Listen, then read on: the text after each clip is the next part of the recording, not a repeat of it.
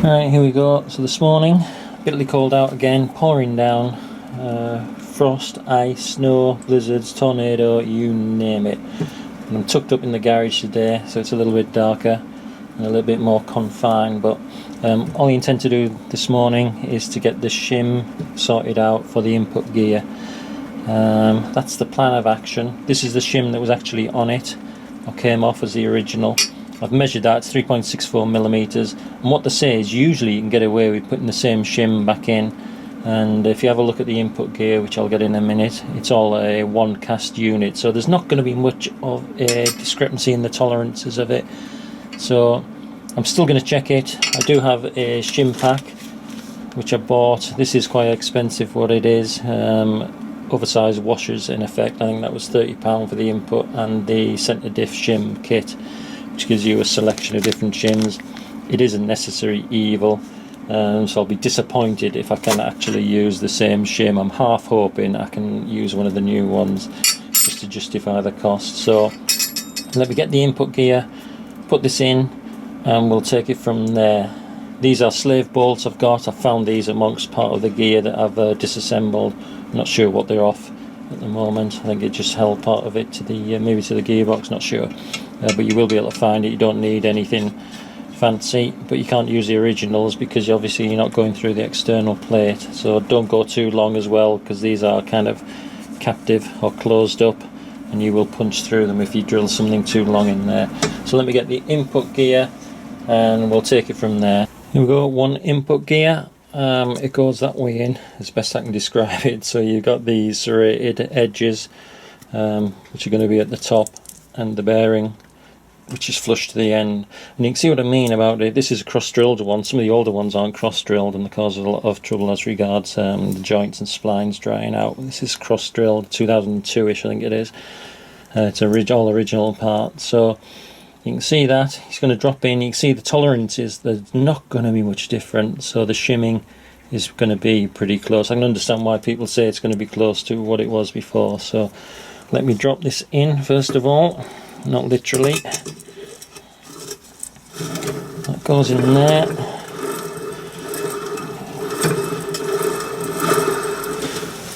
Next up, now if you're using a paper gasket, I've actually got the paper gasket kit, but I'm not going to use it. I'm going to use the sealant.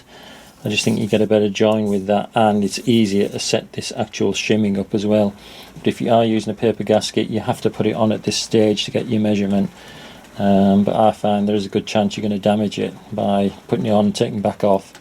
So that's another reason I'm going with the old sealant on here, but you don't need it for now. While you're setting this thing up, no sealant required, just set it up, and when you come to do the final assembly, that's when you will put it all in. So this thing goes on a specific way, effectively line that big hole up with that one, and then we'll get it tapped down. I found this quite tight last time. Let's see how it goes. I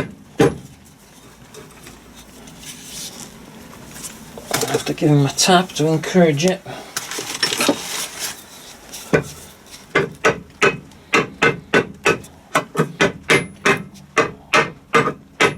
Just make sure you don't damage that. Whoa, that's way loose. You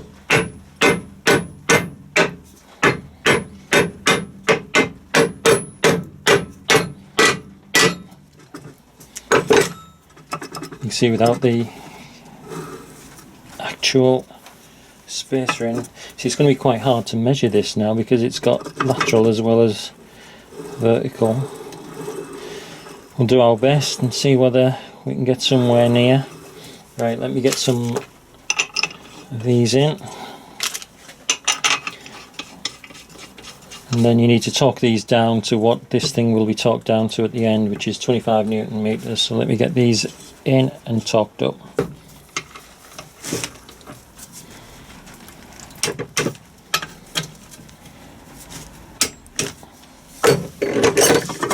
Alright, that's torqued up. You can see how loose that is still. So let me hook up the DTI gauge on this and get a measurement. It's almost bang on 3. 3.05. I'm not happy with that. Let's put it back down, see what we get. Oh, it just keeps moving. This thing is cheap and nasty. Look, every time I touch it, I set it up about 10 freaking times. Look, that was set at 0, and now, how can that even be? Ah, frustrating. Look, every time I take my hand off it, it goes to, these things are nasty. Look, every time I reset it to 0, that's terrible. Absolute terrible. Alright, try again. It's 90 degrees out from where it was on the last test. Alright, so it's 3. So it's still 3.06 approximately. And it's moved again. So 3.06, 3.06. This thing's awful. And 3 point. Bang on. Let's bet it doesn't go back to that. It's coming in at 3 milli.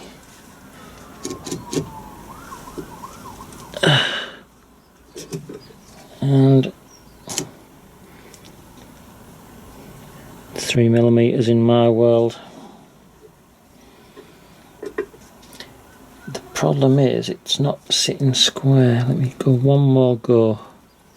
I've got it pushed down in the bearing at the bottom, so now let me push it back up. And we are on.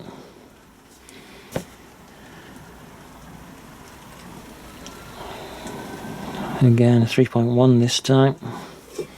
Let's put it back down and see if we get 0, and I'll go with that. Oh! If anything, this thing is too fine at reading. It's just nasty. It's all rough moving.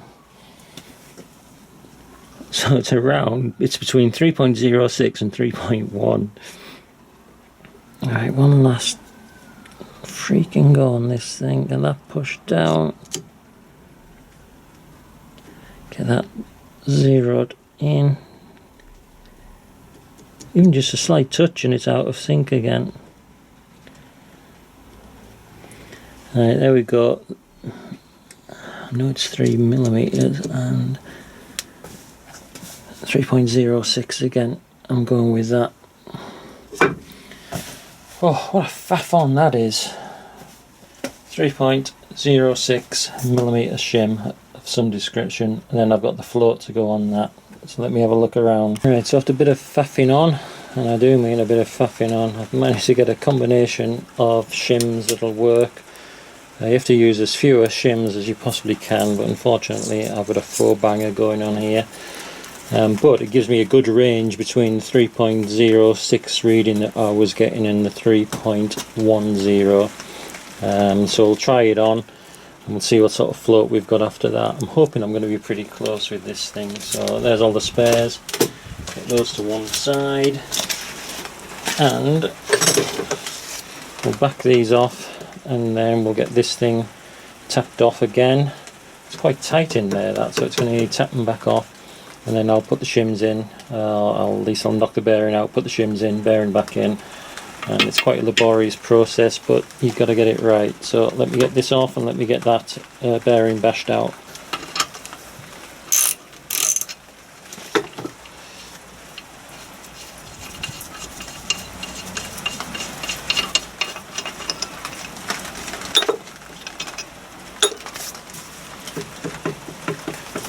Come on, out you come. Come on, be good to me. It's coming. Oh yeah.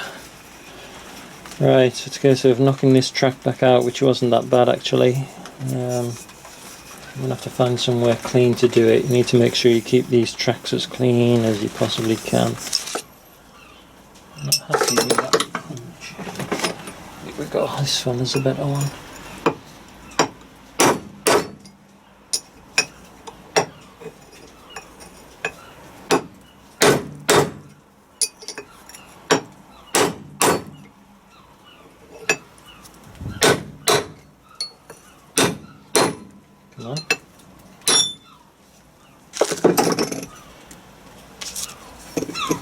Right, make sure he's all clean still, which it is.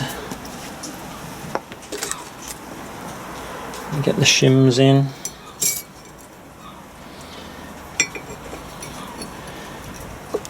Bearing back in. God, this is a laborious task.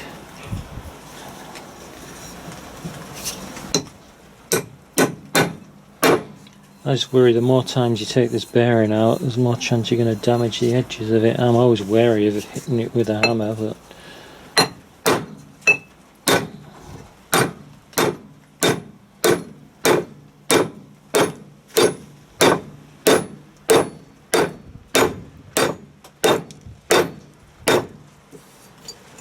right, I need something to chase that in. What have we got? It's two. Nice selection of drifts now added to my collection. It's not bad, but he's not great either. Let's see how it goes.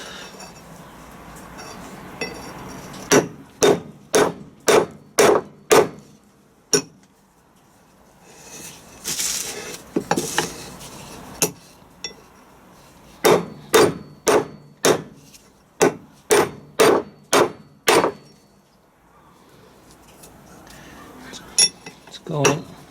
I reckon it's there.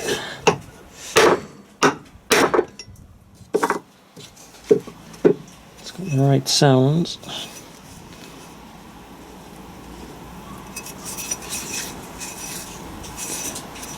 Alright, I'm happy with that. Clear the decks.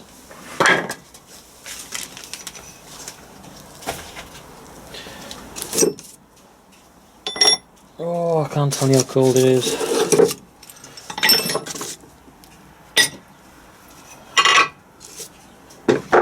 Alright, let's get this thing back in play.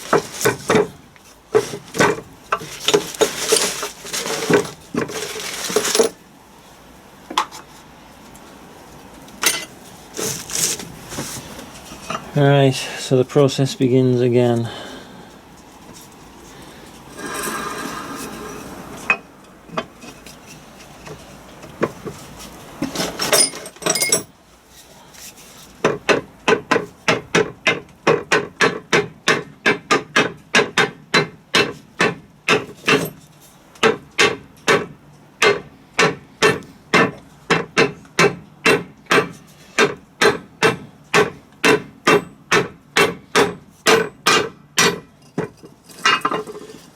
And I can already tell that's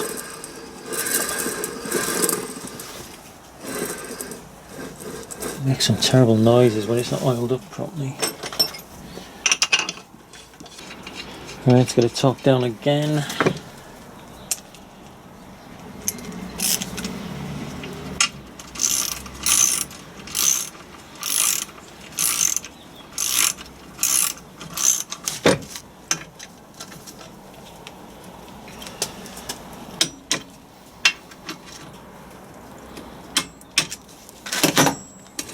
Hopefully we're going to be somewhere near. I can feel movement in that. I can hear it. Right. That was always going to be the danger with it being too loose with the spacer. 3mm, there was too much lateral movement on it. Right, let me get the DTI set up again. We'll get another reading and we'll do it again. So I'm 0.15mm out still. Plus the end float, so I'm going to have to rejig that again and find a setting of shims that work with this. What a pain. Alright, here we go again. Exactly what I didn't want to do it.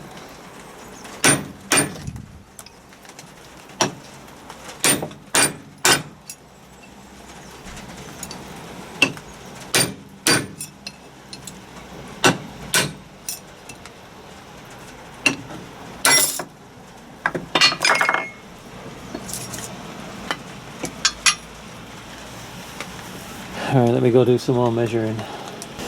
Alright, here we go, take two. I'm happy with this one. I got a better reading last time and I got a better shim setup, I think. Still got some weak ones on. Now I'm going to make it so the bigger one's on the bottom, so if I have to knock it out again I won't damage it as much. So big one on the bottom. All that's clean, and all this is a little bit familiar. Hopefully this will be the last time. I'm not happy with that.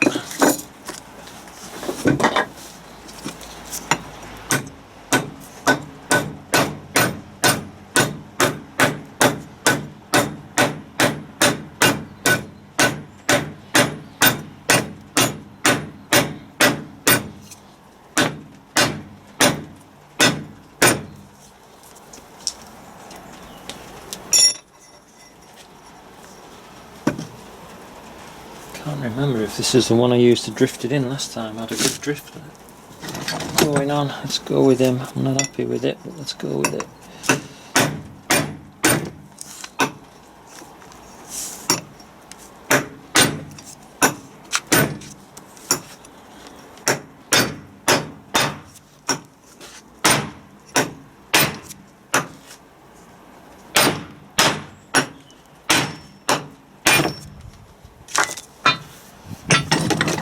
Right, sounded good to me. Not only did it sound good, it looks good. Let's get this thing back on yet again.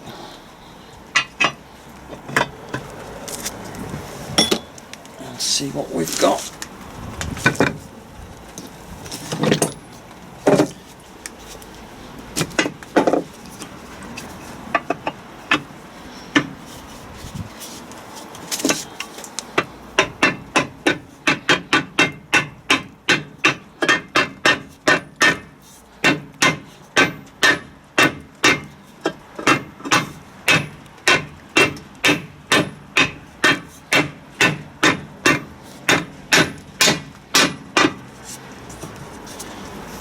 Right, it's home.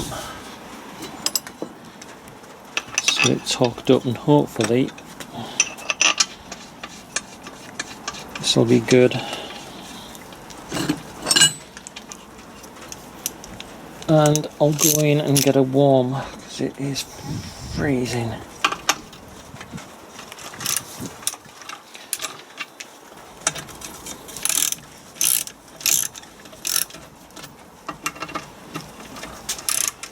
Again, 25 Newton meters. Good. And good. And that already feels better without even getting the gauge on it. It spins freely.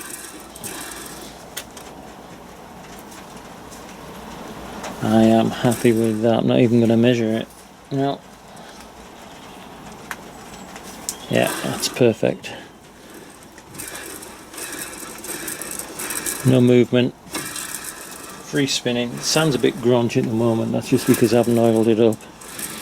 And it's got a bit of oil on there, but not lots. I just don't want it going all over the place. So, good. That's done. I'm going to take this apart now. I'm going to take the flange off and the gear out, just to make this thing a bit lighter.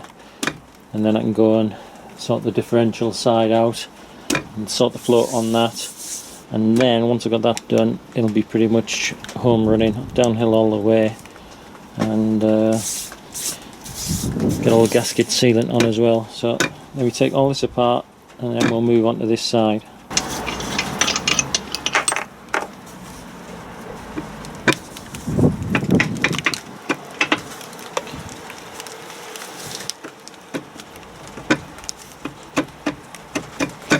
There you go. Go put all this somewhere nice and clean and safe. I'll give it blow down with an air gun later on. It's got a little bit of dust gathering on. Good, another job down.